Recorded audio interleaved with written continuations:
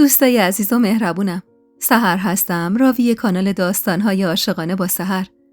ممنون میشم با سابسکرایب کردن و به اشتراک گذاشتن ویدیوها به ما انرژی بدید. پاورچین پله ها رو بالا رفتم و رسیدم به در خونه. دل میکردم واسه نوشتن یه نامه، لااقل واسه هانیه، که بدون چی به سر من اومده و چرا رفتم. دست آخرم و دلمو به دریا زدم و رفتم تو خونه و یه کاغذ قلم برداشتم و براش نوشتم. بی ترس از هر چیزی، از کوروش و عشق قدیمیم براش نوشتم. از رابطه‌ای که 5 سال پیش زنده شده و از عقد موقتی که حلال رابطه ما بوده تا به امروز. از اجبار بابا خانه و جرأتی که نتونستم به خرج بدم تا حرف دلمو بزنم. و این زندگی نکبتی که توش گیر کردم و در آخرم این بچه‌ای که ثمره عشقم به کوروش بود و من مجبور بودم برم که مبادا انگ گناه نکرده به پیشونیم بخوره. اونقدر غرق نوشتن نامه بودم که نفهمیدم که 1 ساعت گذشت و دیگه چیزی به اذان صبح نمونده بود. دستپاچه از ترس بیدار شدن عزیز و بابا خان به خاطر نماز صبح نامه رو گذاشتم توی تختش و از خونه زدم بیرون و پله ها رو رفتم بالا تا لباس بپوشم و برای همیشه از این خونه برم. با چشمی گریون و دل خون داشتم دکمه های مانتومو میبستم که یه آن حس کردم 2 نفر دارن از پشت در خونه با هم حرف میزنن. صداشون از توی کوچه میومد. اونقدر همه جا ساکت بود که قشنگ و پرواضح میشنیدم صدای 2 تا مرده. تا خواستم گوش تیز کنم ببینم چه خبره، کلید توی قفل در چرخید و همزمان با باز شدن در قلب من بود که از جا کنده شد. خودش بود. سجاد. مرد غریبه صداش زد. حتما خوابن. مبادا زابراشون کنی. پیرمرد سکته میکنه. به درک سکته میکنه. بذار بره خلاص شم از شرش.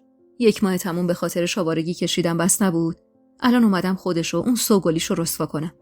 وحشت زده لب به دندون گرفتم و ساکمو بغل گرفتم و همینطور که داشتم عقب چند تا پله باقی مونده رو به سمت پشت بوم بالا میرفتم، یهو پام به لبه پله گیر کرد و با پشت محکم خوردم زمین و آه از نهادم در اومد و خواستم جیغ بکشم، اما سری دستم و جلوی دهنم گذاشتم تا بدبخت‌تر از اینی که شده بودم نشم. به هر سختی بود بلند شدم و خودم و پشت در پشت بوم رسوندم و تو تاریکی قایم شدم.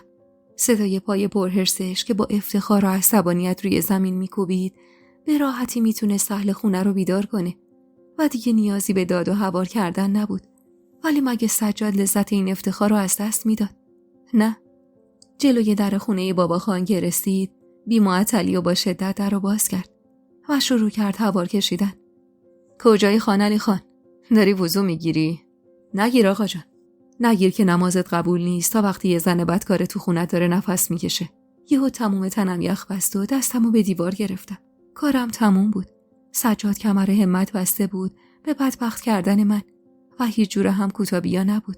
چی میگی پسر یلغوز؟ جای این که بیای بیفتی به پام تا ببخشمت از راه نرسیده رجزم میخونی؟ سجاد اما دیگه کوتابیا نبود. ببخشیم؟ چی رو ببخشی؟ بدبختم کردی؟ عروس بدکارتو با نطفه‌ای که معلوم نیست کی تو شکمش انداخته بستی بی خیریشم بس نبود؟ سجاد آروم باش، قرار نبود اینجوری کنی. آسه چی رو آسه مسعود خان؟ نمیدونی تا کجا هم داره از دستش میسوزه که بیچارم کرده، طلبکارم هست. اصلا کجاست اون زنی که؟ دستام و کل بدنم این بید میلرزید اما عقلم به جایی راه نمیداد. چی کار میتونستم بکنم؟ برمیگشتم با اینو از خودم دفاع میکردم. خب کی باورش میشد؟ به خدا که هیچ کس. با صدای هوار کشیدن حمیدرضا اما جون برگشت تو تنم و روی پا شدم. چی زرزر کردی؟ به مادر من تهمت میزنی؟ جونتو میگیرم. باید میرفتم. این بچه فقط تا وقتی از من دفاع میکرد که حرفای سجاد براش سندیت نداشت، اما به محض این که مطمئن میشد حق با اونه، جونی که قرار بود گرفته بشه جون من بود، نه سجاد. هول زده با دستی لرزون چفت در پشت بومو کشیدم و میون داد و هواراشون از راه بله زدم بیرون. هوا داشت رو به روشنایی میرفت و من دیگه وقت زیادی نداشتم که خودمو به ترمینال برسونم. دست پاچه مقنعه و چادرمو سرم کردم و بند ساکمو یه وری روی دوشم انداختم تا موقع دویدن عاجزم نکنه. کفشامو دستم گرفته بودم و پشت بوم خونه یه تک تک همسایه ها رو میگذروندم تا بالاخره به یه راه پله رسیدم که بتونم ازش به حیاط همسایه کوچه پشتی پناه ببرم. خیلی خطرناک بود ولی چاره‌ای نداشتم. اگه یکی منو توی اون خونه میدید یا یه نظر میشناخت رسوا میشدم. به زور و با بدبختی با چادری که دور کمرم گره زده بودم از پله ها اومدم پایین و رسیدم به حیاط مربعی کوچیکش. سری نفسی تازه کردم و بی فوت وقت رفتم سمت در و بازش کردم. وقت نماز بود و کوچه داشت شلوغ می شد و این به نفع من بود که اگه یه وقتی متوجه فرارم شدن و ریختن تو کوچه ها میون این جمعیت چادر به سر زیاد قابل شناسایی نباشم. چادرم تا حد امکان جلو کشیدم و نیمی از صورتم و با گوشش گرفتم و راه افتادم تو کوچه. قدمام تند بود اما تپش قلبم از اونم تندتر. جوری تند و بی‌وقفه پا بر می داشتم که هر آن ممکن بود پاهام به هم گره بخورن و نقش بر زمین بشم. بالاخره با هر جون کندنی بود رسیدم به خیابون اصلی که برعکس کوچه ها حسابی خلوت بود و خیلی طول می کشید تا ماشینی رد بشه و منو سوار کنه. جرأت ایستادن کنار خیابونو هم نداشتم. واسه همین طول خیابونو گرفتم و راه افتادم تا شاید بالاخره یه خداشناسی پیدا بشه و سوارم کنه. هوا دیگه تقریبا روشن شده بود که بالاخره ماشینی پیش پام ترمز کرد و من از خدا خواسته چرخیدم سمتش. ولی با دیدن صورت برزخی راننده روح از تنم جدا شد. سجاد بود که پشت رول ماشین مسعود نشسته بود. داد زد بیا بالا. ترسید 2 قدم از ماشین فاصله گرفتم که فهمید قصد فرار دارم و عین قرقی از ماشین پرید پایین و اومد سمتم و بازومو تو چنگش گرفت. سوار شو. نمیخواستم سوار بشم که به اجبار انداختم روی صندلی جلوی ماشین و درو محکم به هم کوبید. هنوز صورتمو سفت گرفته بودم که مبادا آشنایی منو ببینه. انگار نمیخواستم باور کنم اونی که نباید منو پیدا میکرد دیگه پیدام کرده بود. پشت فرمون که نشست بدون اینکه نگام کنه ماشین رو راه انداخت. سمت خونه نمیرفت و همین کمی بهم امید میداد. اون از خداش بود من برم. اگه نمی اومدم نمیرفتی. نه؟ دندونا محکم به هم میخورد انگار چله زمستون باشه و نمیتونستم حرف بزنم. اونقدر جوابشو ندادم که داد زد با تو هم میرفتم. به خدا میخواستم برم. فقط دلش رو نداشتم. پوزخند صداداری زد. پس چرا تو الان موندی؟ اصلا تو که دل جای دیگه بود چرا زن من شدی؟ مجبور شدم سجاد. مجبور شدی یا طمع ارث بابا خان ولت نکرد؟ گفتی اگه رو حرفش حرف بیارم خودم و بچه‌هامو از ارث محروم میکنه، پس بذار هم از توبره بخورم هم از آخر. آره؟ تو یه لحظه حرص و عصبانیت جای ترس و وحشتمو گرفت و بی خیال سفت گرفتن چادرم شدم. چی میگی تو؟ من یه سگ دو زدم که ملتی بالا سر خودم و بچه‌هام نباشه. چشم من پی ارث بود یا تو؟ من به خاطر پسرم مجبور شدم تن به این وسط بدم. تو چرا دست از مشوقت کشیدی؟ هان؟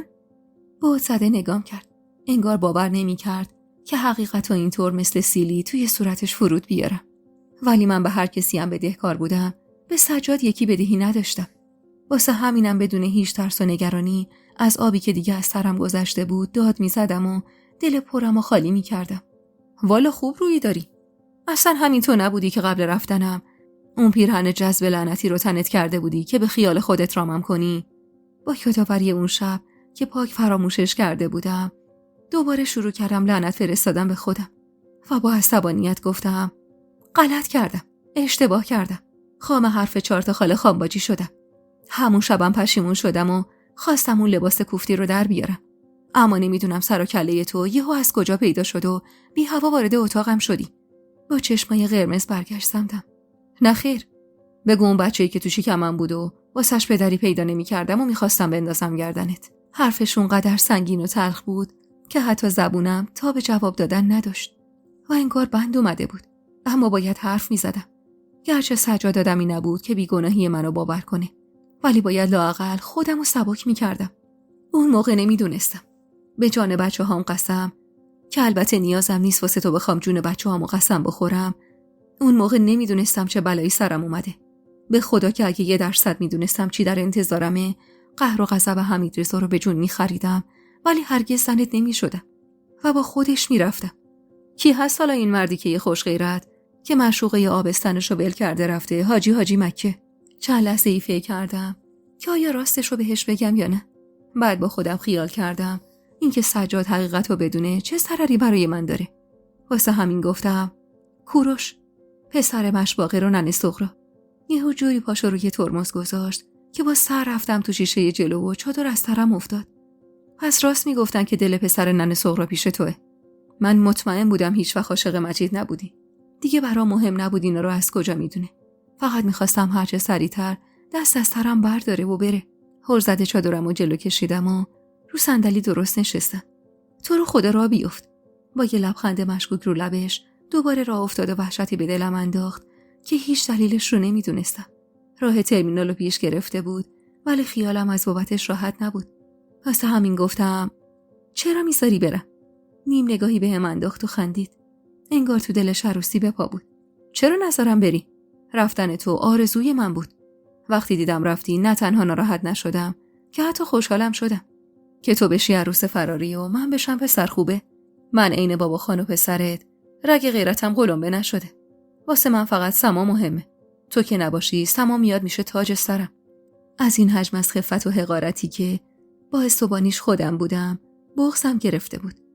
ماشینو که جلوی ترمینال نگه داشت دست روی دستگیره گذاشتم تا پیاده بشم که دستمو گرفت. یغما دیگه بر نگرد. باشه حتی به هوای بچه‌هات. اونا بدون تو خوشبخت‌ترن. خوب میدونستم داره سنگ زندگی خودش رو به سینه میزنه. ولی همچین بیرا هم نمیگفت. سر تکون دادم و خواستم برم که دوباره مانعم شد. خودم میرم برات بلیط میگیرم. میری اهواز؟ میرفتم اهواز؟ نه. آخه من اهوازکی رو داشتم جز یه عموی پیر و 4 تا خواهری که قطعاً تو زندگی هیچ کدومشون جا واسه خواهری مثل من نبود. سر تکون دادم که یعنی نه. پس کجا؟ ندونی بهتره. منو همینجا پیاده کن و برگرد.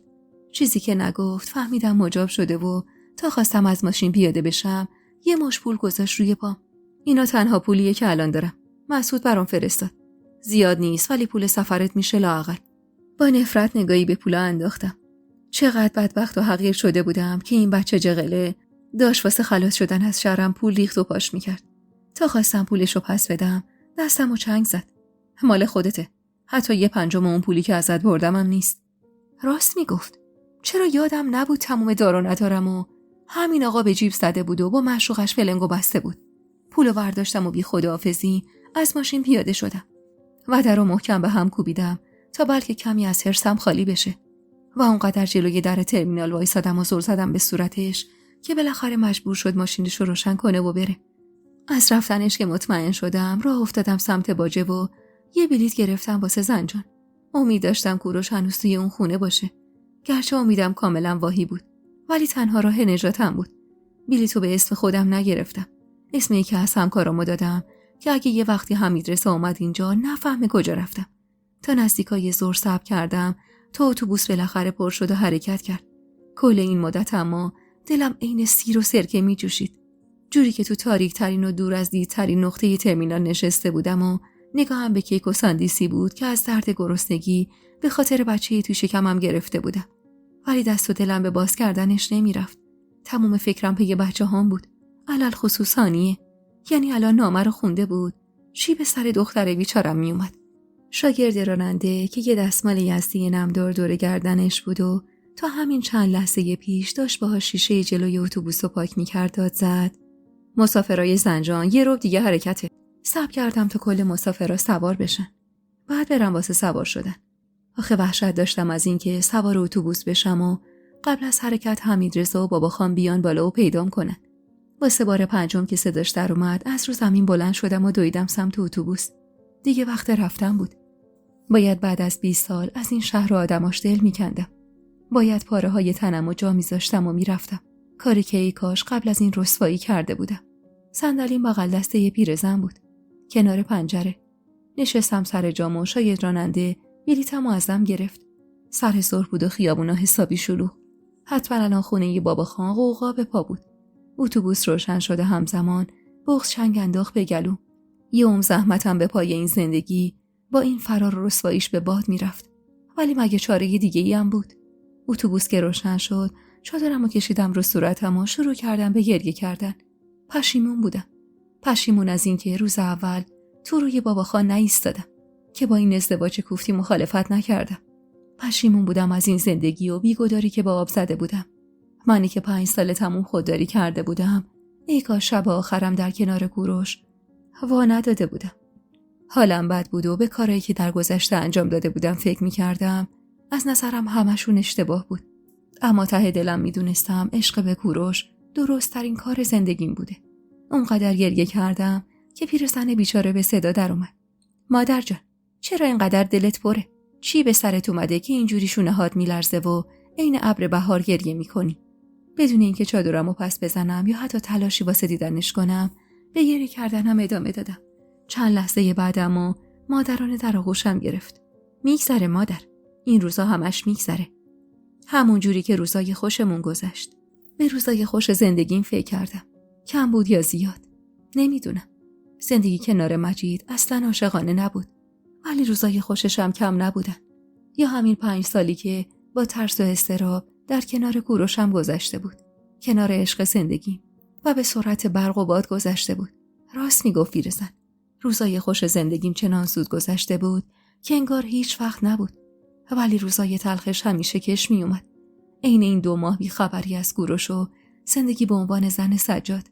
توی مسیر چند باری اتوبوس نگه داشت. اما من پیاده نشدم. پیرزنم هرچی تلاش کرد تا با خوش صحبتی و مهربونی مهر سکوت روی لبم رو بشکنه موفق نشد. آخه چی میتونستم بگم به یه پیرزن 60-70 ساله؟ میگفتم زمانی که باید از حقم دفاع میکردم و تو روی پدر شوهر سابقم میستادم لالمونی گرفتم. میگفتم هوای عاشقی زد به سرم و با یه شب که رفتم پی دلم گن زدم به زندگی که 20 سال از عمرمو به پاش سوزونده بودم. میگفتم عشق دیرینم چنان شعله کشید که آتیش به جون زندگی من دوخت و دودش رفت تو چشم بچه‌هام. به خدا که نمیتونستم حرف بزنم. اصلا روشو نداشتم. واسه همین تا خود زنجان لب از هم وا نکردم. به مقصد که رسیدیم آروم با صدای گرفته از بغض لب زدم. ممنون که هوامو داشتید مادر. جوری نگام میکرد که انگار میفهمید چیا به هم گذشته. ولی به روی خودش نمی آورد. شاید راننده که داد زد رسیدیم به مقصد. پیرزن بیچاره نتونست جوابمو بده و من زودتر از اون ساکمو برداشتم و از اتوبوس پیاده شدم. شهر غریب بود و حال من خراب. همه جا ناآشنا بود و من سردرگم. ماشینی جلوی پام ترمز کرد. نگاهی به راننده انداختم. خانم ماشین میخوای؟ سر تکون دادم که آره. کجا میری؟ نشونی خونه کوروشو لفظی بلد نبودم. واسه همین چیزی نگفتم و نشستم روی صندلی عقب پیکانش. راننده از تو آینه نگام میکرد. نگفتی کجا برم خانم؟ بی زحمت برید اون فلک بزرگه که وسط شاب نما داره. چند لحظه خیره نگام کرد و بعد خندید. غریبی؟ اگه جوان بود شاید ترس به دلم میافتاد. ولی چهره جا افتاده و مهربونش کمی به دلم نشست. واسه همین آروم و محجوب لب زدم. بله، اومدم سر وقت شوهرم. اینجا کار میکنه. نمیدونم چه چیز عجیبی توی صورت و لحن گفتارم دید که چند لحظه همون جور نگام کرد و بعد ماشین رو انداخت. اونقدر غریب بودم که حتی نمیدونستم راهی که پیش گرفته درسته یا داره به بیراه میره و سوار ماشین آدم نادرستی شدم. گاهی که یاد اون شب میافتم با خودم میگم حتما بخت اون بچه با هم یار بود که اون شانس آوردم و گیر آدم نااهل نیافتادم. بعد از چند دقیقه که خیابونا رو با دلنگرونی پاییدم، چشمم که به فلکه آشنایی افتاد، ذوق زده داد زدم. خودش آقا، همینجاست. لطفاً از اون خیابون سمت راستش برید. پیرمرد راننده از ذوق من به خنده افتاد و چشم کشداری نثارم کرد. و چند لحظه بعد من درست جلوی در خونه کوروش بودم. همینجاست؟ بله، خودشه. نگاهی به خونه انداختم. چراغا روشن بود و من خوشحال از اینکه کوروش اونجاست از ماشین پیاده شدم. از پولی که سجاد بهم داده بود سهم کرایه راننده رو جدا کردم و بهش دادم. از ماشین که پیاده شدم سرش رو از شیشه کرد بیرون و تقریبا داد زد. دخترم، میخوای صبر کنم اگه نبودم ببرمت جای دیگه؟ یه وقت نکنه نباشن و این موقع شب سرگردون بشی. اما چراغ روشن اتاق خوابش میگفت که هست و من بهش دل دادم. نه آقا، دستتون درد نکنه. شما بفرمایید برید. جایی رو ندارم که برم. شاید دلش به حال چشمای ورم کرده و صدای لرزون هم سوخته بود که با وجود مخالفت من بازم رضا نداد برفتن و همونجا وایسا تا من در بزنم. زنگ طبقه 3 آروم فشار دادم. ساعت 10 شب بود و کوچه خلوت و ساکت و صدای زنگ در ساختمون که بی شباهت به آواز بلبل نبود بی نهایت گوش خراش بود. چند لحظه بعد زنی سرلخت از بالای سر صدام زد. کیه؟ دلم هوری ریخت و تنم به لرزه افتاد. اگه به همین زودی جای منو توی قلبش به کس دیگه ای داده بود، من چه خاکی باید به سرم میریختم. اصلا چطور دلش اومده بود؟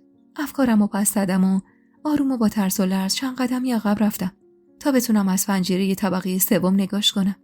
سرشو درست از پنجره اتاق خواب کرده بود بیرون. ببخشید، کوروش هست؟ کوروش دیگه کدوم خریه؟ با اینکه لحنش تلخ و گزنده بود، اما یهو آرامش به دلم برگشت. کوروش عسکری اینجا زندگی میکرد. شما نمیدونید کجاست؟ هان، آقای عسکری صاحب خونه قبلی رو میگی؟ تقریبا 1 ماهی میشه که اسباب اساسیش رو برداشته و از اینجا رفته. کجا رفته؟ من چه میدونم خانم؟ تو هم نصف شبی اومدی اصول دین میپرسی؟ اصولا 10 شب نصف شب محسوب نمیشد، ولی اون شب اصول همه چیز به هم ریخته بود.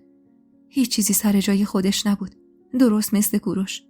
دنیا رو سرم خراب شده بود و ناامید پشت کردم به ساختمون که با چشمای منتظر پیرمرد راننده برخوردم. گفتم که بمونم بهتره. لبخند کمجونی زدم و دوباره سوار ماشینش شدم. حالا کجا برم؟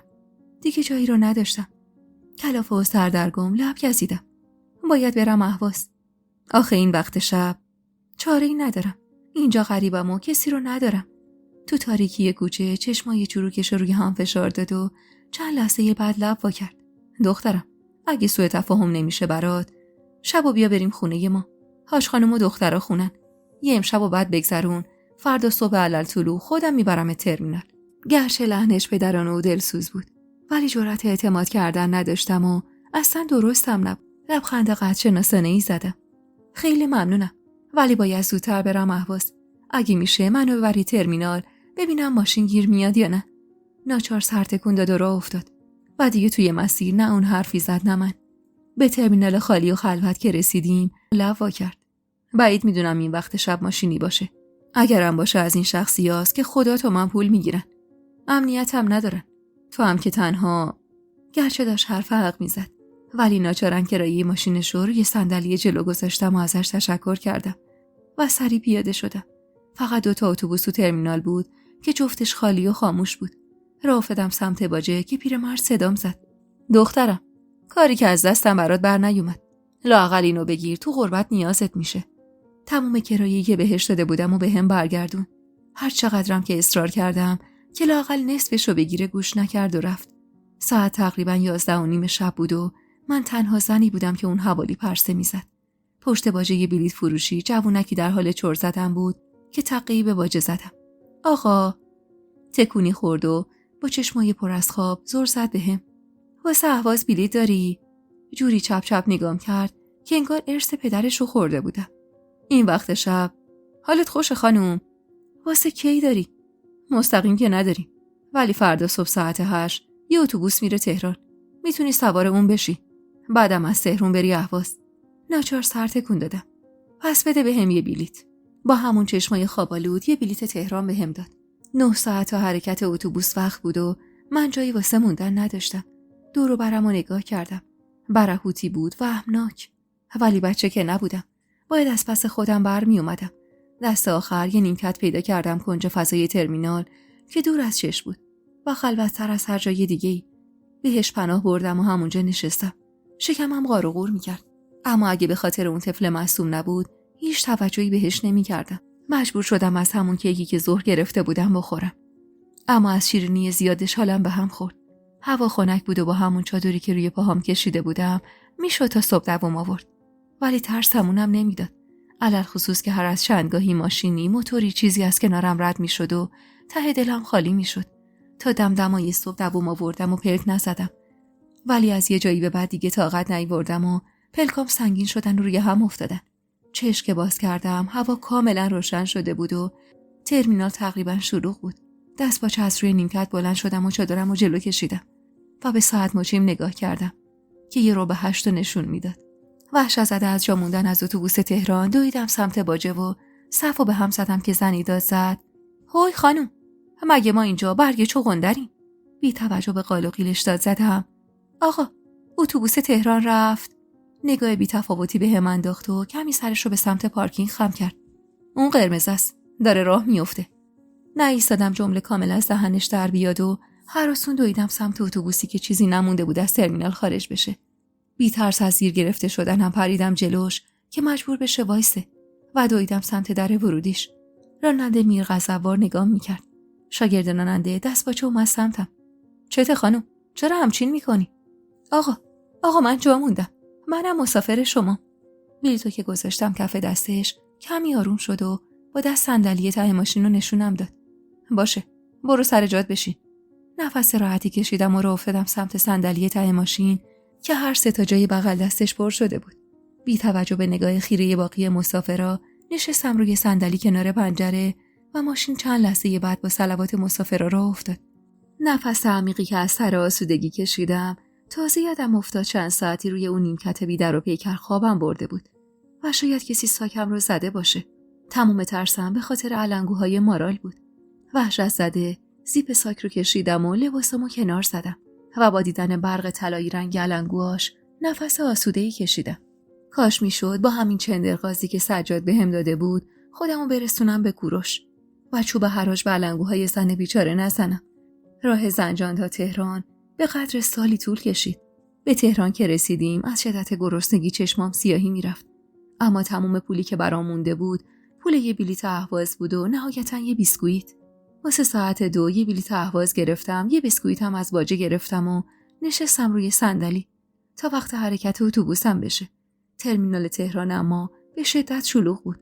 یاد کوروش افتادم که میگفت وقتی ازدواج کردیم میبرم تهران تا با بچه‌ها اونجا زندگی کنیم. یعنی همچین روزی رو میشد ببینم؟ نه، اونقدر بعید بود که هیچ امیدی بهش نداشتم.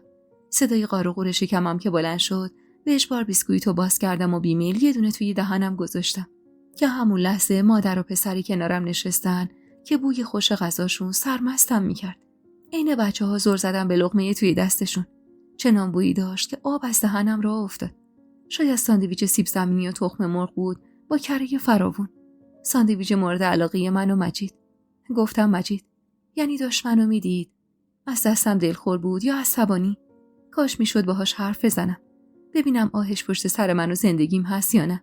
هرچند این دیگه بی اهمیت ترین چیز تو زندگی من بود. از فکرش در اومدم و متوجه شدم که مادر و پسری که بغل دستم نشسته بودن رفتن و ته مونده یه لقمه پسرک روی نیمکت مونده بود. یه آن به سرم زد لقمه رو بردارم و به دندون بکشم.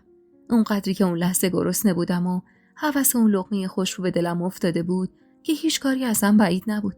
حتی لحظه خجالت رو کنار گذاشتم و روی نیمکت خودم رو سر دادم.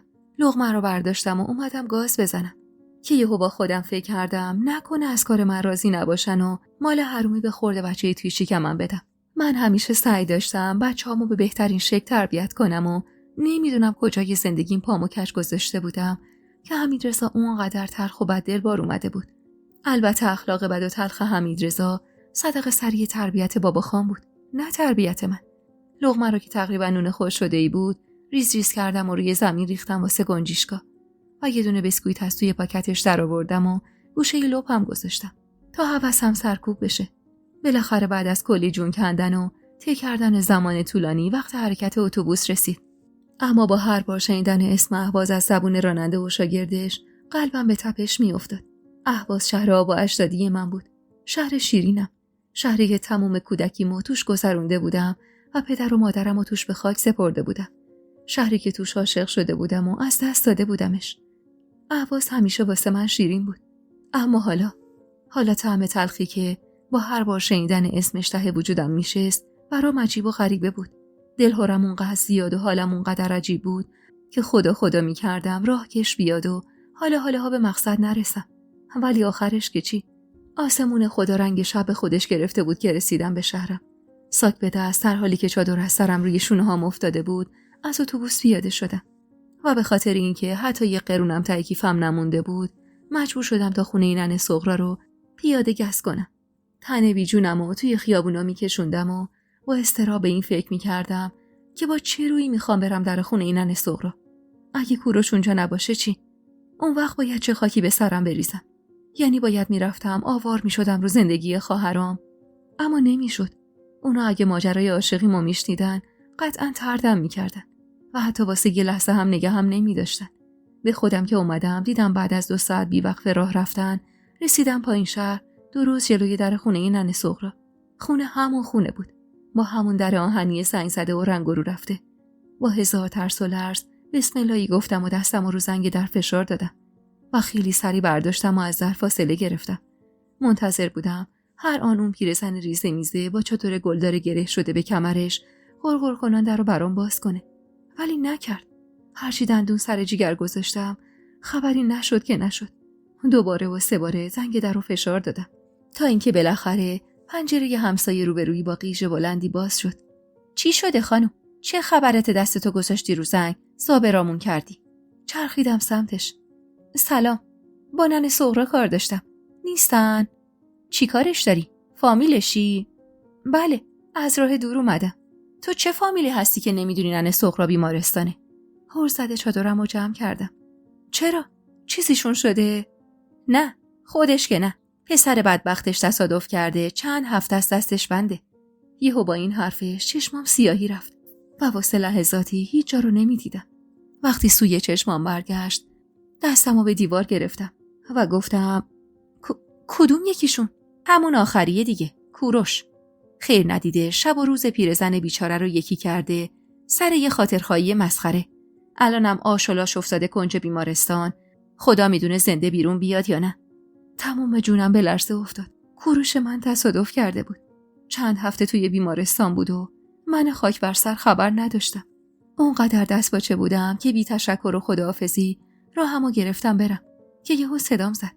هی خانم، اسمت چیه؟ میخوای بیای اینجا تا وقتی برگشتم پیش ما باشی؟ ننه صغرا بیشتر از اینا حق به گردن ما داره. سوالش رو بی جواب گذاشتم چون مطمئن بودم اگه اسممو بشنوه بی برو برگرد منو میشناسه و میفهمه اونیم که ننه صغرا و پسرشو به این حال و روز انداخته. واسه همین زیر لب تشکر کردم و پاتون کردم سمت خیابون تا خودمو برسونم به بیمارستان. بیمارستانی که اسمشو از سن همسایه پرسیده بودم. گرچه نمیدونستم ننه صغرا چه رفتاری با هم داره، اما من باید میدیدمشون. به ناچار تا بیمارستانم پیاده گست کردم و وقتی رسیدم به مقصد که ساعت از 12:30 شب هم گذشته بود و نگهبان هیچ جوره رضا نمیداد وارد بشم. دست آخرم و مجبور شدم متوسل بشم به اشکایی که چند ساعتی بود پشت پلکم اسیر شده بودن. آقا، تو رو خدا بسار برم تو. شوهرم تصادف کرده. من بعد از چند روز که از راه دور رسیدم تازه فهمیدم. تو رو خدا بسار برم ببینمش. خواهر من، الان وقت ملاقات نیست. برو واسه منم دردسر درست نکن. اما من اونقدر مصرانه عجزلا بخوندم تا بالاخره مجبور شد قبول کنه. ولی اسم بیمارم و اسم خودم رو توی دفترش نوشت که اگه فردا روز مشکلی پیش اومد به خیال خودش مدرک داشته باشه. از سر نگهبانی که وارد بیمارستان شدم به محض اینکه بوی الکل و مواد ضد عفونی کننده به مشامم خورد چنان حالم بد شد که کم مونده بود هرچی خورده و نخورده بودم بالا بیارم. از شیر آب کنار باغچه کمی آب خوردم و صورتمو نمدار کردم. نیمه شب بود و سالن بیمارستان تقریبا خلوت. به اتاقی که پرستاری که رسیدم اسم کوروش رو گفتم و خودم و همسرش معرفی کردم. پرستارا مشکوک نگام کردن و یکیشون گفت کجا بودی تو الان خانم؟ این پیرزن بیچاره هلاک شد دست تنها. اسم تو رو میشه گذاشتن؟ نفس کوتاهی کشیدم و لبخند مسخره‌ای زدم. خبر نداشتم. چشماشون که بیشتر گرد شد حرفمو اصلاح کردم. سفر بودم، راه دور. پرستاری که لغز بارم کرده بود سر تأسفی تکون داد و با دست به ته سالن اشاره کرد. شوهر تو ICU بستریه. ملاقاتش هم نمیشه بری. ولی مادرش تو نمازخونه است. بیچاره 4 هفته تموم همینجاست. کس و کار دیگه ای ندارید شما؟ بی هوا یاد 4 تا برادر کوروش افتادم که همشون توی همین شهر زندگی میکنن. ولی حرفی نزدم. نمازخونه کجاست خانم؟ برو طبقه پایین، تابلو داره میبینیش خودت. با قدمای سست و لرزون از جلوی اتاقی که پرستاری گذشتم و همین که اولین پله رو سرازیر شدم پاهام خالی کرد و رو زمین آوار شدم. کوروش من تو ICU بود. اون وقت من از همه جا بیخبر داشتم زندگیمو میکردم. خدایا دیگه چه بلایی تو چنته تقدیر داری که سرم نیوردی هنوز. بس نیست هر چیز اشک کشیدم و قصه خوردم. چادرم رو روی سرم کشیدم و بی اختیار اشک ریختم. خانم چرا اینجا نشستی؟ پاشو از سر رو. اشکامو پاک کردم و نگاش کردم. یکی از همون پرستارای توی اتاقک بود که تا نگاهش بهم افتاد اخم کرد. چرا نرفتی نمازخونه؟ نکنه ازش میترسی؟ از کی خانم؟ از صغرا خانم دیگه. فکر نکن نفهمیدم دروغ میگی. همه میدونم بیمار تخت 2 توی ICU مجرده. اونقدر که مادرش این مدت به جون یه دختر از خدا بی خبر نفرین کرده دیگه همه تو این 1 ماه قصه زندگیشو از بر شدیم. با شنیدن حرفاش وحشتم 2 چندان شد. پاشو زودتر برو تو نمازخونه تا سرپرستار نرسیده. با حال خراب را افتادم سمت اونجا و پشت درش وایسادم. دیگه حالا چند برابر قبل دلهره داشتم و مطمئن بودم ننه سغرا به محض دیدنم خرخرمو میگیره به دندون. چادرمو سفتر گرفتم و وارد شدم. فضای نچندان بزرگ نمازخونه خلوت بود و فقط یه زن چادر به سر جلوی دیوار رو به قبله قرآن میخوند. حتما خودش بود. قد کوتاه و پشت خمیدش که درست شبیه ننه سغرا بود. با قدمای لرزون رفتم سمتش و با فاصله ازش روی زمین نشستم. خدا رو قسم میداد و نظم میکرد و منم پا به پاش اشک میریختم. به حقیقی افتادم، متوجه حضورم شد و شاید که درصدم خیال نمیکرد من اونجا پشت سرش باشم که اونطور با مهربونی سر چرخون سمتم. الهی خدا مریضتو شفا بده ننه. چادرم روی پیشونیم بود و قسمت کمی از صورتمو پوشونده بود، ولی نه اون قدری که نشه تشخیصم داد. نگاهش که به نگاه خجل و درموندم گره خورد، لب به دندون گرفتم. ننه سغرا. چند لحظه‌ای مات و مبهوت نگام کرد. نگاهش جوری غم‌زده و دل مرده بود که با خودم میگفتم هر آن ممکنه هجوم بیاره سمتم، ولی نمیدونم چی تو صورتم دید که با بغض و کمی خشم نالید. حتی دلم نمیاد نفرینت کنم و بگم خدا ازت نگذره، چون دل بچم به تو خوش بود. همین یه جمله کافی بود تا تمام ترسم ازش دود بشه، بره هوا و به دست و پاش بیفتم. خودمو انداختم روی زانوش و از ته دل زار زدم. به حال خودم، به حال بچه‌ای توی شکمم و به حال کوروشم که روی تخت بیمارستان افتاده بود و من حتی اجازه دیدنش رو نداشتم. ننه سغرا بدون هیچ حرکتی همونجور نشسته بود. چند لحظه بعد با خجالت سرمو از روی پاش بلند کردم. چه بلایی سرش اومده ننه؟ چشمای سیاه گود رفتش و روی هم فشار داد. تو اینجا چی میخوای؟ مگه شوهر نکرده بودی به برادر شوهرت؟ مگه آتیش به جون بچه من ننداختی واسه بار دوم؟ اون وقت اینجا چی کار میکنی؟ جوری جواب سوالمو نداد که انگار اصلا سوالی نپرسیده بودم. خجالت زده و شرمنده نگاهمو ازش دزدیدم. راستش کلی اتفاق افتاده. به خیال خودم اومدم تا به کمک کوروش حلش کنم. دروغ چرا؟ من یه جورایی ازش دلخورم. دلخور که چرا اونقدر راحت ازم دست کشید و گذاشت زن سجاد بشم. من اگه قبول کردم فقط و فقط به خاطر بچه‌هام بود. ولی حالا میدونستم این حرفایی که میزنم همش صدمه یقازه. چون کوروش تفلک که اصلا خبر نداشت من قرار زن برادر شوهرم بشم. من شب آخر بهش گفته بودم بابا خان قرار شوهرم بده. پس چطور میتونست جلوی این اتفاقاتو بگیره؟ ننه سغرا سکوت کرده بود و چشم به زمین دوخته بود. اما من روم نمیشد بگم حالا هم اگر اینجام واسه بچه‌ای توی شکممه. نگاهش رو از زمین برداشت و موشکافانه دوخت به صورتم. اما من میترسیدم از نگاهش. احساس میکردم که با این نگاه میتونه از بند صورتم پی ببره به راز درونم. صورتم رو باز دوباره مخفی کردم. اما اون پیرزن زرنگی بود و دیر یا زود دستم براش رو میشد. خوب که صورتم رو برانداز کرد، با اخ چشم ازم گرفت. بچه من هیچ وقت راحت از تو دست نکشید. حتی وقتی که زن پسر بزرگ خانعلی شدی. حتی اون وقتم هر چی اصرار کردم رضا نداد که براش جای دیگه برم خواستگاری. بچه‌م پیر شده. نزدیک 40 سال سنشه. اما هنوز عصبه. به خاطر تو. بعد تو میگی راحت ازم دست کشیده. فکر میکنی من نفهمیدم که این بچه به خاطر تو تا اون شهر غریب اومد که نزدیک تو کار کنه، که نزدیک تو خونه بگیره و حواسش به تو باشه؟ دختر، خیلی ازت دلخورم. خیلی ازت دلگیرم. فقط واسه این هیچی بهت نمیگم که دلدار پسرمی. بچه من به خاطر تو جونشو کف دستش گذاشته بود و رفته بود سراغ خانعلی تا باهاش حرف بزنه. بهش گفته بود که هنوز عروس تو میخوام. بهش گفته بود نذاره عقد پسر کوچیکش بشی. گفته نوه هاتو میذارم رو سرم و حلواشون میکنم. گفته بود نذار واسه بار دوم یغما رو از دست بدم. اون وقت اون پیرمرد خدا نشناس چی کار کرده؟ یکی خوابونده تو گوش بچم و آب پاکی ریخته رو دستش. به خداوندی خدا قسم که من مطمئنم این تصادف کوروشم زیر سر همون آدمه. وگرنه کی تو روز روشن تو کوچه خلوت با اون همه سرعت جوون خوشقد و بالای مردمو زیر میکنه؟ با شنیدن حرفای ننه سغرا بار دیگه دنیا خراب شد رو سرم. یعنی مارال درست شنیده بود؟ یعنی کوروش من رفته بود سر وقت بابا خان؟ چرا تا الان به ذهنم نرسیده بود؟ شاید به خاطر همین بود که بابا خان اصرار داشت که من و سجاد هر چه زودتر بچه دار بشیم. با یادآوری اتفاقات گذشته تمام جونم به لرزه افتاد. ننه سغرا که هنوز تیز و موشکافانه نگاه می‌کرد، یه تای ابروی چین برداشتش رو بالا داد. خانعلی بره دعا کنه و دخیل ببنده که به سرم به هوش بیاد و الا خودشو، زندگیشو، تک تک بچه‌هاشو از هستی ساقط میکنم. چنان جدیتی تو صداش بود که مو به تنم سیخ شد. و ترسیدم از آه این مادر. واسه همین بغض کرده لب زدم. اما من بعید میدونم تصادف کوروش ربطی به بابا خان داشته باشه. آخه اون اصلا همچین آدمی نیست. غیر ممکنه که به خاطر یه خواستگاری ساده جوون مردم رو زیر بگیره.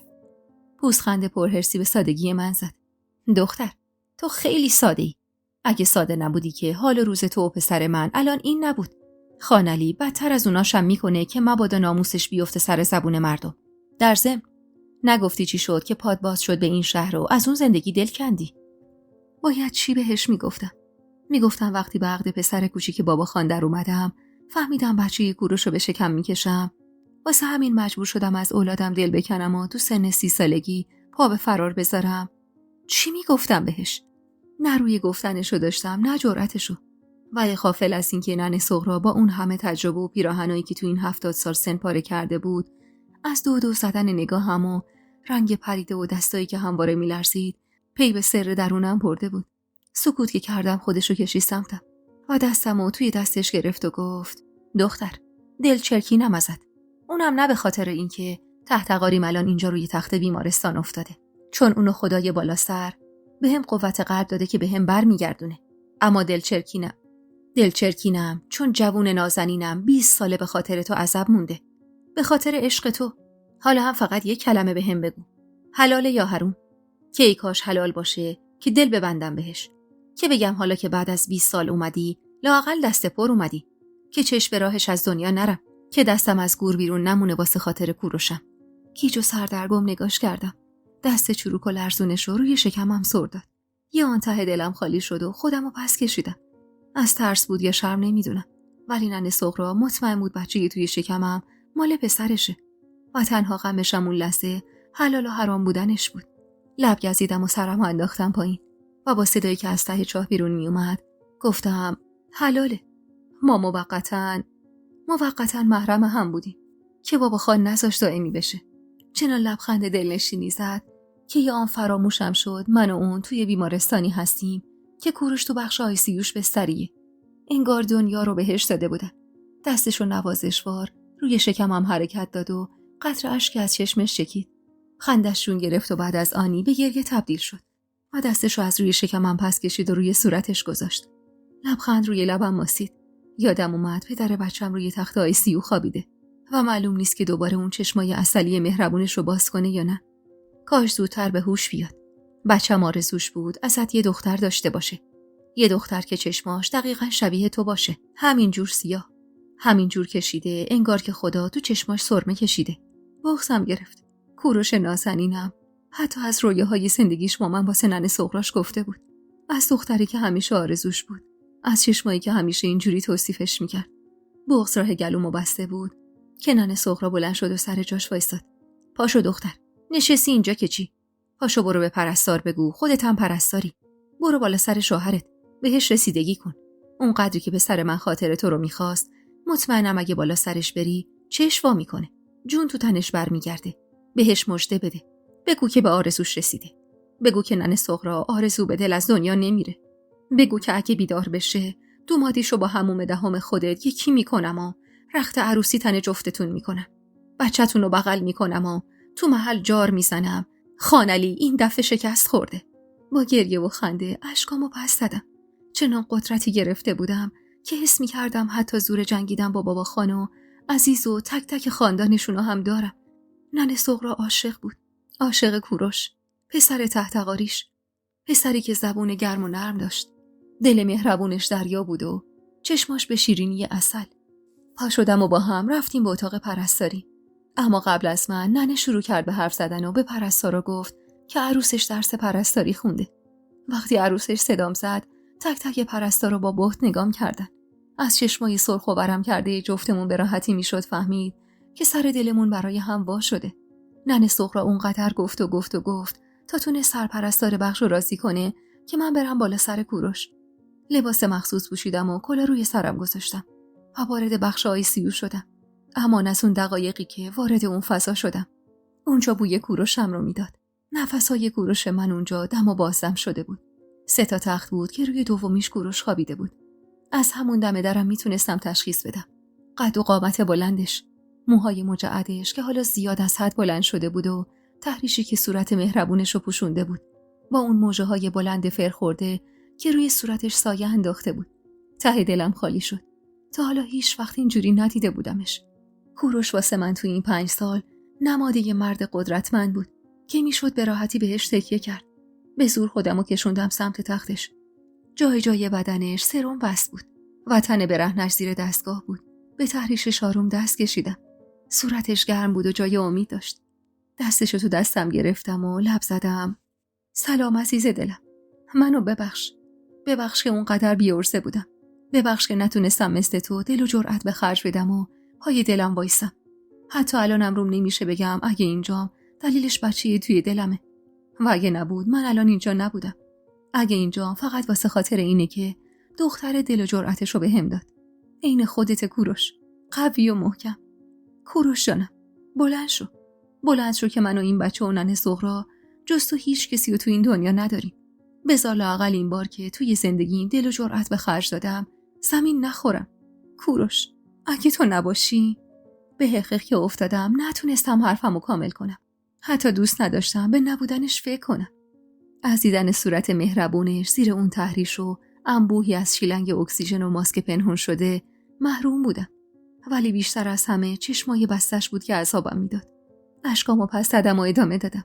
کوروش عزیز دلم، حق من و تو این نیست که بعد از 20 سال عذاب کشیدن و سختی و دوری اینجوری از هم سوا باشیم. صدای حقیقم دوباره اوج گرفته بود. زیر دلم تیر میکشید. انگار که جنین توی شکمم بیقرار پدرش بود. خانم حالت خوبه؟ قرار نشد بیا اینجا گریه ساری را بندازی یا؟ پاشو برو بیرون. پاشو ببینم. به زور از بخش آیسیو بیرونم کرد و بردم پیش ننه سغرا. نیمه شب بود و من اونقدر گرسنگی کشیده بودم و اشک ریخته بودم که دیگه باهام نایی نداشت. به محض اینکه به نیمکتی که ننه سغرا نشسته بود روش رسیدیم، جفت زانوهام خالی کرد و افتادم روی نیمکت. ننه سغرا یکی زد روی لپش. یا قمر بنی هاشم، چی شدی دختر؟ حالت خوش نیست؟ چرا رنگ به رخت نمونده؟ نکنه گشنه و غریب موندی تو این شهر؟ چشمام سیاهی میرفت و نمیتونستم حرف بزنم. ننه سغرا با داد و هوار پرستارا رو صدا زد تا به دادم برسن. چند دقیقه بعد در حالی که یه سرم قندی به دستم وصل بود، خودم رو روی تخت اورژانس دیدم. ننه سغرا کنارم نشسته بود و تسبیح شامخصو دور میداد. تکون ریزی که خوردم متوجه شد به هوش اومدم. دختر، تو که منو جون به سر کردی. ولی خدا رو شکر الان هم خودت خوبی. همون نور امید من که توی شکمته. با این حرفش لبخند شرمگینی زدم که باعث شد لبخند اونم عمق بگیره. آخ که خدا میدونه 20 سال آزگاره چه شبا و روزایی رو با خیال کندن این گیسا زندگی سر کردم. هر وقت که بچه‌مو عصب و بی سر و سامون میدیدم. هر وقت که جگرگوشمو تو این مدت روی اون تخت میدیدم، میگفتم دستم که به یغما برسه زندش نمیذارم. ولی نمیدونستم وقتی بیای امید منم با خودت میاری. کار خدا رو میبینی دخترم. یه جوری قشنگ کنار هم میچینه که وا میمونی از این که چی به سرت اومده. الانم نمیدونم خوشحال باشم، قصه بخورم یا حرص داشته باشم. ولی خوشحالیم به همه دردام میچربه. بچم به هوش میاد. تو اینجایی و من به آرزوم رسیدم. دیگه دردم چیه؟ این سرمم که تموم شد دستتو میگیرم میبرمت خونه خودم. خونه کوروش. خونه‌ای که کوروش توش به دنیا اومده و قد کشیده و بزرگ شده. بچه‌شم باید همونجا دنیا بیاد. دکتر گفت ضعف داری. انگار چند روز هیچی نخوردی. نمیدونم چی به سرت اومده که الان اینجایی. نمیدونم چطور تونستی از دست اون خانلی بی همه چی فرار کنی. ولی هر چی که هست به موقع اومدی. میدونم اگه نیومده بودی من دیگه دووم نمی آوردم و آخر سر دق می‌کردم. پرستارا گفتن لازم نیست اینجا بمونیم. پس میریم خونه و روزی یه بار بهش سر میزنیم. مطمئنم اگه بفهمه بهت سخت گذشته ازم دلخور میشه. تو همینقدر وارفته و شل نباش. محکم باش و قوی. عین مادر خدا بیامرزت. دستتو بذار رو زانوات و پاشو. ناسلامتی تو الان یه تو راهی داری که بیشتر از هر کسی بهت نیاز داره. نشستن و آبغوره گرفتن که دردی از کسی دوا نمیکنه. وگرنه خودم میشستم اینجا شیشه آبغوره میگرفتم براش. من و تو الان وظیفه سنگینی رو دوشمون داریم. باید از امانتش مراقبت کنیم. باید یه جوری بهش برسیم که وقتی به هوش اومد ازمون گلایه‌ای نداشته باشه. اونقدر شیرین حرف میزد، اونقدر لحن حرف زدنش محکم و مقتدر بود که بدون اینکه پلک بزنم یا نفس بکشم فقط به حرفاش گوش میدادم. اصلا همین رفتارش باعث شد مهر بچه‌ای توی شکمم چند برابر بیشتر از قبل دلم بیفته. این بچه شاید حاصل 20 سال زحمت زندگی منو به باد داده بود. ولی درست سر موقع به دادم رسید و نجاتم داد. دمدمای سحر بود که سرمم تموم شد و اسم مرخصی گرفتیم. وسایل ننه سهرا رو از نمازخونه بیمارستان جمع کردیم و هر دو با هم سوار ماشین کرایه‌ای شدیم و برگشتیم به خونش. توی راه یه بند از کوروش میگفت. از روزگاری که در نبود من دچارش شده بود. از این 20 سال زندگی تلخ و از این 2 ماه سختی تلختر. اونقدر گفت که دیگه از خودم متنفر شده بودم. از این یخمایی که باعث شده بود 20 سال از عمر یه مرد سیاه بشه. از عشقی که ناخواسته به دلش انداختم و پا به زندگی کسی دیگه‌ای گذاشتم. من از اولشم بی‌عرضه بودم. از روزی که آفریده شدم سرشت من با بی‌عرضگی تنیده شده بود. ولی این حرفا دیگه چه سود؟ ننه سغرا با چنان غمی از کوروش حرف میزد که غم عالم رو دلم موند. به خونه که رسیدیم اتاق کوروش رو در اختیارم گذاشت. اتاقی که با اینکه لایه‌ای گرد و خاک تمام وسایلش رو گرفته بود، اما جای جایش بوی کوروشم رو میداد. نظم و تمیزی اتاق به هم گوشزد میکرد. کسی که آخرین بار این اتاق رو تمیز کرده چندین هفته است که سری بهش نزده. لبه تختش که نشستم ننه سغرا خندید. دنیا رو ببین. بچم 20 سال روی همین تخت خوابید و شب تا سحر به تو فکر کرد. منم فقط هرس میخوردم و بهش میگفتم گناهه. نباید به زن مردم حتی فکر کنه. اما الان خودش نیست و تو با بچهش اینجایی. کار خدا رو میبینی؟ چنان بغضی گلومو گرفته بود که توان حرف زدن نداشتم. ننه سغرا که دید چیزی نمیگم رفت و با یه تیکه دستمال نخی نمدار شده برگشت توی اتاق. اول از همه گرد و خاک روی قاب عکس کوروش رو پاک کرد. عکسی بود متعلق به اوایل جوونیش. شاید همون روزگاری که دل باخته بودم بهش. صورتش هیچ خط و خطوطی نداشت و تار موی سفیدی لابلای موهاش نبود. خیلی جوون و شاداب و سرزنده بود. حد زدم این عکس حتما باید مال قبل از ازدواجم با مجید باشه. در غیر این صورت این لبخند قشنگ روی لب کوروش کمی عجیب بود. شاید ننه سغرا صدای فکر و خیال تو سرمو شنیده بود که یهو به حرف اومد. اینجا بچم 20 سالشه. گفت درسم که تموم بشه میرم سراغ کار و بعدم میرم برای یغما. تا حاجموش نگه توی یه لاقبا رو چه به برادرزاده من.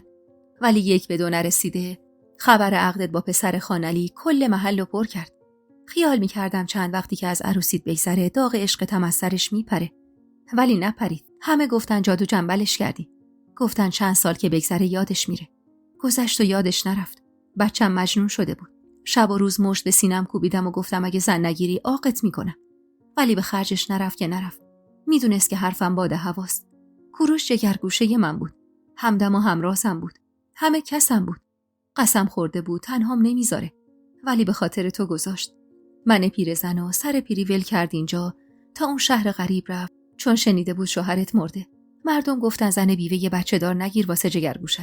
جگرگوشه‌ای که همه چی تمومه. ولی من به تو راضی بودم. حاضر بودم زن بیوه و 2 تا بچه بزرگ بگیرم براش، اما از این یلغوزی در بیاد. ولی خب بروم نمی آوردم. دلم صاف نبود باهات. بچم داشت به 40 میرسید و هنوزم عذاب بود به خاطر تو. اما تو بچه داشتی. حالا عاشق یا غیر عاشق شوهر کرده بودی و زندگی داشتی. این وسط پسر من بود که داشت پیر میشد. الکی نآوردم که الهی خدا ازم نگذره. شاید اگه همون بار اولی که کوروش اومد سراغم گفته بودم باشه الان شما سر خونه زندگیتون بودین. نه تو اینجا روی این تخت گرد گرفته و کوروش اونجا زیر اون همه دم و دستگاه. بچم قسم خورد دفعه بعد که اومد با تو بیاد. ولی دفعه بعدش شد عین لشکر شکست خورده. هنوزم یادش که میافتم جیگرم آتیش میگیره. کوروشم واسه بار چندم شکست خورده بود و تو باز شدی زن پسر خانعلی. این بار که دیگه کمر خم شده یه کوروشم رو دیدم 1000 بار به خودم لعنت فرستادم که چرا نآوردم تو کارش. چرا خام حرف مردم شدم. مگه چه اشکال داشت زن بیوه یه بچه دار بگیره. بچم قرار بود بعد از 20 سال آروم بگیره. اما دیگه برای این حرفا دور بود. چون اومد و رو همین تخت نشست و عزا گرفت. صبح تا شب اشک ریخت و قصه خورد. دیگه نه سر کار میرفت نه بیرون از خونه. فقط یه روز نمیدونم چی شد. زد به سرش یا انگار با یکی قرار داشت. با تلفن که حرف زد عین برق گرفته و از خونه زد بیرون. چند ساعت بعد خبر آوردن کوروش با یه ماشین توی محله خودمون زیر گرفته شده. استخون دنده پسرم چنان شکسته بود که خدا فقط بهش رحم کرده بود که قلبش آسیب ندیده بود. دست و پاشم که شکسته بود. خودشم بیهوش. گفتم فقط از خداست که کاری برمیاد. دکترها هر کاری میتونستن کردن. بعد از اون بود که بیشتر از تو و اون شوهر تو گور خوابیده و بچه‌هاتون و خانعلی از خدا بی خبر متنفر شدم. برادراشم که فقط یه بار اومدن و حتی حاضر نشدن چندر قاسپول واسه دوا درمونش کف دستم بندازن. دنیای نامردیه دخترم. برادرای همخونش میگفتن چشمش کور 40 سال آزگار عذب گشت و چشمش به یه ناموس مردم بود. حالا هم حقشه. منم گفتم بریم به درک. هیچ کدومتون رو نمیخوام. از در و همسایه قرض کردم که از فامیل برام نزدیکتر بودن. ننه سغرا به اینجا یه حرفش که رسید یهو سکوت کرد و تو چشمام زل زد و گفت اصلا نشستم این حرفا رو به تو میزنم واسه چی؟ گشنه و تشنه و خسته از راه رسیدی، جای این که بیام درمون دردت بشم شدم نمک زخمت. بذار پاشم برم یه چیزی واسط حاضر کنم بیارم بخوری، بلکه جون بگیری. فردا پس فردا که بچم برگشت نگه این رسم عروسداری نبود. امیدی که ننه سغرا به برگشتن کوروش داشت به منم سرایت میکرد. بعد از رفتنش با شدم قاب عکس کوروشو تو بغل گرفتم و آروم و بی صدا اشک ریختم و همونجا روی تختش دراز کشیدم. تختی که هنوز عطر تنشو داشت. یا شایدم من داشتم به خودم تلقین میکردم. حتی نم اشکاشو روی بالشش حس میکردم. اونقدر به قاب عکسش نگاه کردم و اشک ریختم که خوابم برد و نفهمیدم چطور صبح شد. کش و قوسی به بدنم دادم و صدای قار و قور شکممو نشیده گرفتم که یهو متوجه بگو مگوی ننه سغرا با کسی شدم. اون به گور پدرش خندیده اگه بخواد پا توی این خونه بذاره. صداش چنان از حرص میلرزید که مطمئن شدم با کسی دعواش شده. ترسیده از تخت دل کندم و آروم آروم راه افتادم سمت صداش. تو اتاق بغلی 2 زانو روی زمین نشسته بود و گوشی تلفنو با حرص تو چنگش گرفته بود. تا خواستم به حرفیام غرید. اون جرئت نداره پاشو دم خونه من بذاره. اگه بیاد خودم جفاشو قلم میکنم. اینو به اون خانعلی خدا نشناسم بگو. با شنیدن اسم بابا خان از زبون ننه قلبم به تپش افتاد. خواستم راه رفته رو برگردم که ننه سغرا گوشی تلفنو با عصبانیت سر جاش کوبید و چرخید سمتم و بدون اینکه حتی از حضورم کمی جا بخوره سر تکون داد. خانعلی و پسرش اومدن اهواز. دارم پی تو میگردن. اول از همه رفتن خونه آبجیات و وقتی خیالشون تخت شده که اونجا نیستی رفتن خونه پسر بزرگم سعید. منم تا تونستم لیچار وارد کردم تا خیالشون تخت بشه از نبودنت. ولی بازم بعید نیستیم وری بیان. خوب حواستو جمع کن.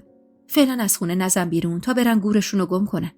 اگرم یهو یکی در زد برو بالا پشت بوم تا آبا از آسیاب بیفته. اینجور که پیداست خاندان اون خانعلی از خدا بی خبر کمر همت بستن به بردن آبروت. ولی حالیشون نیست از این لحظه به بعد. آبروی تو آبروی کوروش منم هست. نمیذارم کسی چپ به ناموس بچم نگاه کنه. مگه مرده باشم. از شدت ترس گرگم گرفته بود که ننه سغرا چشخوره‌ای نثارم کرد. جمع کن خودتو زن. بچه که نیستی که زرت و زورت آبغوره میگیری. الان باید خودتو قوی نگه داری تا پسرم برگرده. اینجوری میخوای واسش خانومی کنی؟ یه جوری میگفت پسرم برگرده انگار رفته بود تا سر کوچه 0.5 کیلو شیر بخره برگرده. با همون بغض و دلهره‌ای که روی دلم تلمبار شده بود سر سفره ننه سغرا نشستم و ناشتایی خوردم. نون داغ و تازه، کره محلی و چند تا دونه گردو که خودشم لب بهشون نزد. میتونستم بفهمم وضع مالی چندان خوب نیست، ولی جرئت نداشتم پیشنهاد کمک بهش بدم. میترسیدم به غرورش بر بخوره. هرچی نبود من مهمون خونش بودم. دمدمای ظهر وقتی ننه سغرا مشغول درست کردن کته و گوشت برای نهار بود، من به اصرار خودم افتاده بودم به جون خونه تا تمیزش کنم که یهو در خونه با صدای مهیبی به صدا در اومد. انگاری چند نفر اون پشت با مشت و لگد افتاده بودم به جونش. جوری که با شنیدن صدای در کوبیدنشون ترس و وحشت افتاد به جون دلم و دیگه نیاز نبود ننه سغرا در رو باز کنه تا بفهمیم پشت این در وامونده کیه. صدای خط و نشون کشیدن سجاد و از پشت در میتونستم بشنوم. ننه سغرا با توپی پر و جارویی به دست دوی سمت اتاق کوروش. دیدی گفتم الان میان. یالا برو رو پشت بوم تا صداتم نزدم نیا پایین. باشه هرچی هم شد نیا تا خودم صدات کنم. فقط حواست باشه پله ها رو 2 تا یکی نری بالا یه وقت بیافتی. گیج و گنگ نگاش میکردم که زیر بغلمو گرفت و کشوندم سمت نردبومی که پشت خونه بود. مواظب باش. یالا برو. یالا. بل اجبار از پله های نردبون رفتم بالا. اما به محض اینکه رسیدم به بوم خونه، ننه سغرا نردبومو برداشت و زیر پله های زیر زمین قایمش کرد. جوری که حتی اگه میخواستم هم نمیتونستم برگردم پایین و برم سراغ بابا خان. چند لحظه بعد از رفتن ننه سغرا صدای داد و هوارش از تو کوچه بلند شد. ای خدا لعنتتون کنه. مگه خونه یه 20 صاحب گیر آوردین که افتادین به جون درش و مشت و لگد میکوبیدش. برو پیرزن. برو کم نقش بازی کن. بگو اون زنی که یه فتنه بیاد و خودش رو قایم نکنه. صدای سجاد بود. یه جوری جار و جنجال به پا کرده بود که یه آن به شک افتادم که نکنی اونی که 2 روز پیش دیدمش و باهاش حرف زدم سجاد نبوده. جوری به هم میگفت زنی که صداشو برای ننه سغرا کلوف میکرد که انگار راستی من زنش بودم و با مرد غریبه زده بودم به چاک و نارویی بهش زده بودم دیدنی. نفهمیدم ننه سغرا چی بهش گفت که هلش داد تو خونه و خودش هم حمله ور شد سمت حیاط. برو کنار پیرزن تا بلایی به سرت نیوردم. چند لحظه بعد تونستم صورت سرخ از حرص سجاد و حمیدرضا و مسعود خان شوهر مارالو وسط حیاط ببینم، ولی هیچ خبری از بابا خان نبود. ننه سغرا نشست وسط حیاط و شروع کرد به مشت کوبیدن به سینش. ای خدا لعنتت کنه دختر یشون که بخت بچه بیگناه منم عین خودت سیاه کردی. الهی خدا ازت نگذره که اینجوری به زمینمون زدی. الهی داغی که به دل من گذاشتی به دل خودت. داشت همینجوری نفرینم میکرد که یهو انگار یادش افتاد بالا سرش روی پشت بوم نشستم و تمام حرفاش عین نیشتر به جونم میشینه. میدونستم همه حرفاش از سر ناچاریه، ولی بازم دلم میسوخت و میترسیدم که مبادا همون لحظه مرغ آمین از بالا سرمون رد بشه و آمینی بگه که من تا عمر دارم به درد ننه سغرا دچار بشم. درد ننه سغرا چی بود؟ چشم به راهی دومادی پسرش نشستن تا 40 سالگی. نکنه آهشتا منمو میگرفت و تا عمر داشتم داغ دومادی حمیدرضا به دلم میمون. حتی از فکر کردم بهشم مو بر تنم سیخ میشد. اونقدر حالم خراب شد که دیگه نمیفهمیدم چه حرفایی بین ننه سغرا و سجاد رد و بدل شد و کی اونا رفتن. به خودم که اومدم دیدم ننه سغرا با اون کمر خمیده و جثه ریزش از نردبون بالا اومده و صدا میزنه. دختر، حواست کجاست؟ پاشو بیا پایین، رفتش خبر مرگش. به صورت مغموم و چروکش نگاه کردم که به زور خودش رو روی نردبون نگه داشته بود. ده یالا، چرا اینقدر لفتش میدی؟ با دلی خون پا شدم و از نردبون پایین رفتم. به حیاط که رسیدم بالاخره نطقم باز شد. چجوری راستیشون کردین؟ شرمنده و خجل نگاه ازم دزدید. با شکستن دل تو، ولی به جون همون کوروشم قسم حرفام از ته دل نبود. مجبور بودم یه جوری رفتار کنم که به سر خانعلی باور کنه از تو دل خوشی ندارم و به خونه تشنم. شرمنده تر از خودش لب گزیدم. ننه سغرا، تو حق داری. هر بلایی سرم بیاری بازم گلایه‌ای ندارم. همه اینا تقصیر منه و من نمیدونم چجوری باید از خجالت در بیام. خندید و دستمو گرفت و کشون تو خونه. تو این امانتی رو سالم بذاری زمین، از خجالت من در اومدی. به خدا نمیدونی چقدر دلم میخواست بچه کوروشمو ببینم. آخه مگه من چند سال دیگه قراره عمر کنم؟ خدا خیلی بهم لطف کنه 5-6 سال دیگه زندم. باور کن اصلاً امیدی نداشتم که کوروشمو بابا شده ببینم. الانم بیا اینجا از سیر تا پیاز برام تعریف کن ببینم چی شد که الان اینجایی. مو به مو بگو تا بدونم چیا بهت گذشته. این پسر خانعلی چرا اینقدر شکار بود؟ اون جوونی که باهاش بود پسرته؟ مغموم سر تکون دادم. حمیدرضا پسرمه. یه عمر زحمتشو کشیدم، ولی شده یکی لنگه خانعلی. اصلا از ترس همین حمیدرضا بود که جرئت نداشتم ازدواجم با کوروش علنی کنم. وگرنه دخترم اینجور دختری نیست. لبخند تلخی روی لبش نشست. یه عمر تو زحمتشو کشیدی، ولی سایه خانعلی روی زندگیت بوده. خب معلومه تره به تخمش میره، حسنی به باباش. اما مجید آدم بدی نبود. مرد آروم و خوبی بود. سرش به لاک خودش بود. اون خدا بیامرز که عمری نکرد. اصلا این پسر مگه چند سال باباشو داشت؟ این بچه تمام عمرش به جای باباش خانعلی رو دیده. خب حقم داره اونو بکنه الگوی خودش. حالا از این پسر کوچیکه بهم بگو. به نظرم زمین تا آسمون با خانعلی فرق داره. براش از سجاد گفتم. از عقد اجباریمون و شرط بابا خان برای بچه دار شدنمون و رفتن سجاد با معشوقه قدیمیش و دست آخرم از آبستن شدن خودم. با چنان اشتیاقی به حرفام گوش میکرد که از دیدن صورت متعجب و مشتاقش خندم میگرفت. پس اگر اینجوره که تو میگی، پسر خبر داشته تو میای اینجا. فقط نمیفهمم چرا اینقدر عصبانی بود الان. تل خندیدم. سجاد بازیگر خوبیه. حاضرم رگمو گرو بذارم که بابا خان براش شرط گذاشته منو پیدا کنه تا اونم اجازه بده با سما عقد کنن. نه من مطمئنم سجاد هیچی از ماجرای اون روز و دیدارمون و حرفامون به بابا خان نگفته. منم همین فکر رو میکنم. این پسری که من دیدم 7 خطه. هیچ دخلی هم به اون پیرمرد نداره. حرفش تموم نشده چند باری دماغ کوفته‌ای و پهنشو بالا و پایین کرد، جوری که انگار داشت چیزی رو بو میکشید. ای لعنت خدا به خانعلی و تک تک بچه‌هاش. غذام سوخت.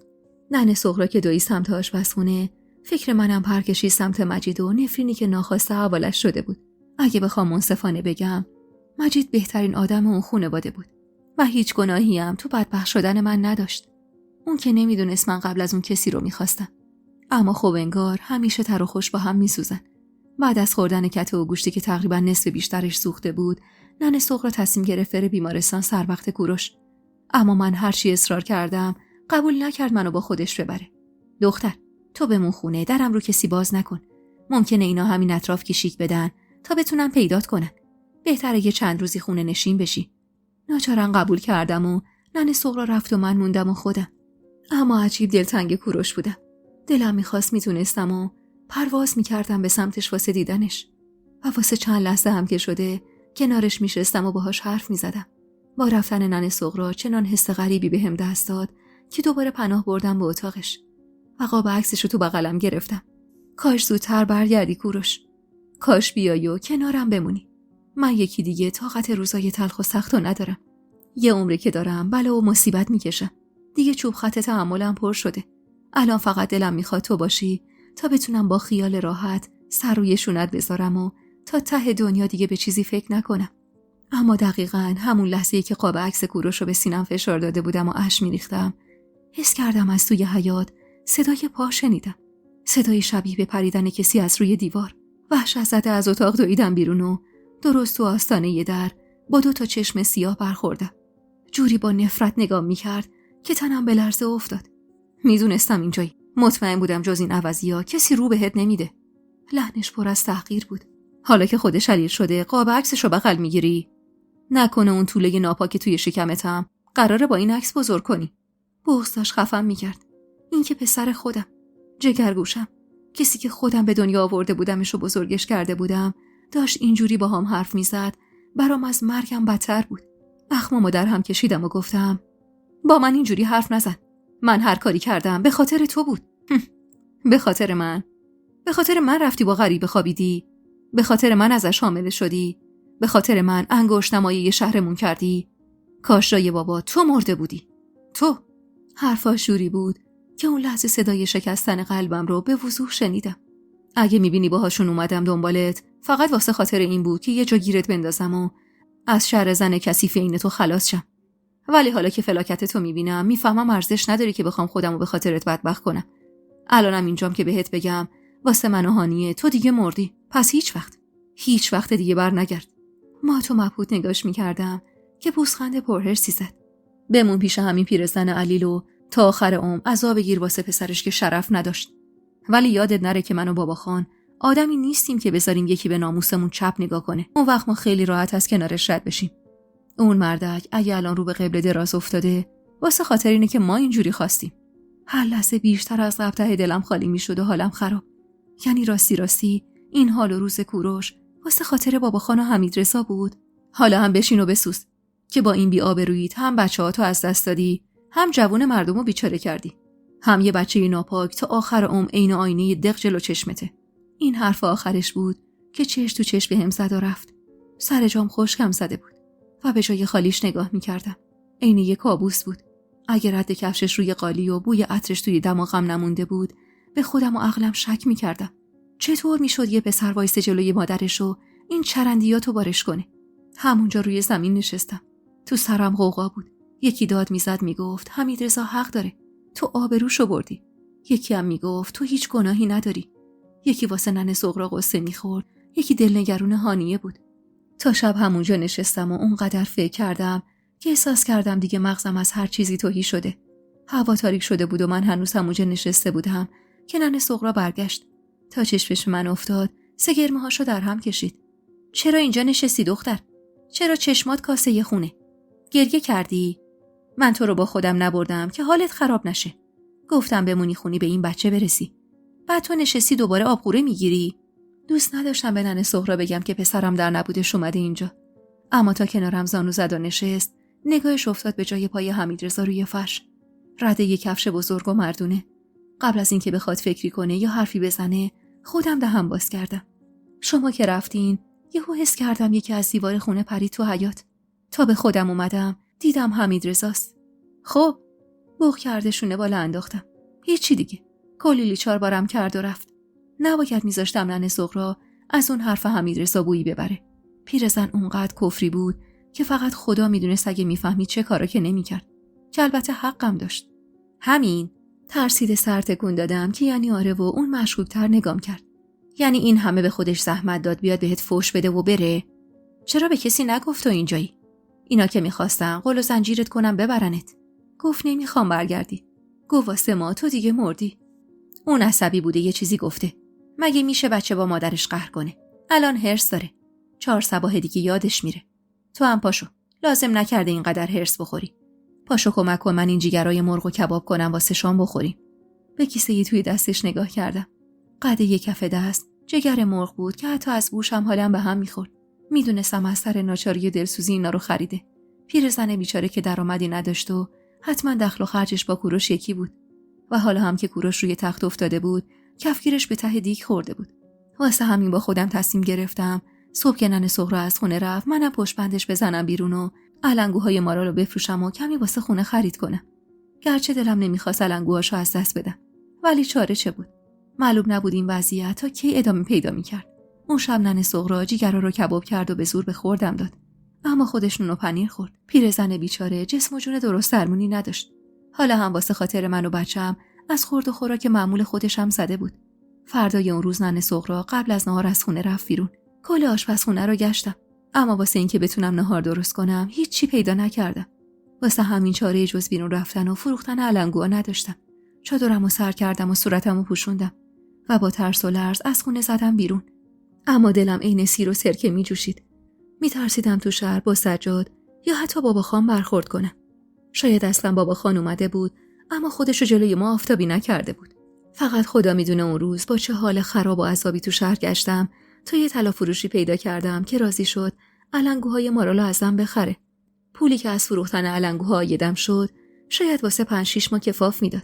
رفتم کلی آذوقه تهیه کردم و برگشتنی با دستای پر از خرید حاضر نشدم کرایه ماشین بدم، چون توی اون شرایط سخت قرون به قرون اون پولو باید مدیریت میکردم. 2-3 ساعتی از رفتنم به بازار میگذشت که بالاخره به محله کوروشینا رسیدم. قدممو تندتر کردم تا هر چه زودتر به خونه برسم که یهو حس کردم یکی از پشت سر چادرمو کشید و چون حرکتش آنی و غیر قابل پیش بینی بود، کیسه های خرید از دستم سر خورد و خودم هم عقب افتادم زمین. درد بدی که توی کمر و شکمم پیچید. تازه یادم افتاد من الان خودم تنها نیستم و مسئولیت یه بچه هم باهامه. بالاخره پیدات کردم زنی که یه ناپاک. دوستای عزیز و مهربونم، یک دنیا ممنونم که تا پایان این قسمت همراه هم بودید و خوشحال میشم اگه نظراتتون رو در مورد این قسمت توی کامنت ها با ما به اشتراک بذارید.